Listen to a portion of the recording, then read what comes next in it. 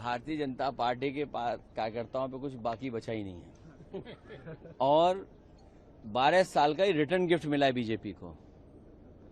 BJP अगर कुंदरकी की तरह चुनाव लड़ती या बंगाल की तरह चुनाव लड़ती, बीजेपी फोर्स को लगा देती और जैसे चुनाव लड़ते हैं बीजेपी के लोग, तो बीजेपी की हार नहीं होती। ये आपको हमको समझने की बात है। उन्होंने बिना पुलिस प्रशासन को लगा के, बिना बेईमानी किए, बिना ईवीएम पे कुछ घोटाला किए देखना चाहते थे कि कितनी नाराजगी है उन्हें। इसलिए धोखे में मत रखो आप भी और ना हम धोखे में हैं।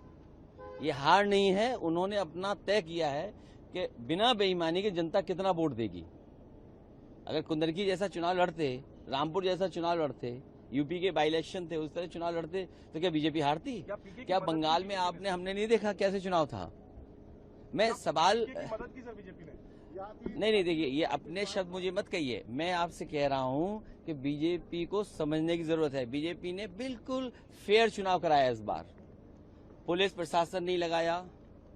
जिस तरीके से उन्होंने कुंदरकी चुनाव में, मीरापुर के चुनाव में, रामपुर के बाई इलेक्शन के चुनाव में या अन्य जो बाई इलेक्शन यूपी के हुए थे, जो बेईमानी की थी वो नहीं की।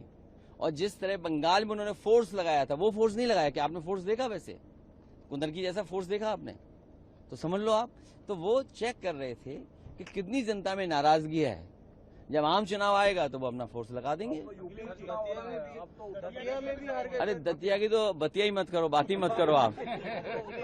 हमें खुशी है कि दतिया की जनता ने और समाजवादी कार्यकर्ताओं ने जिम्मेदारी से साथ दिया इंडिया गठबंधन का।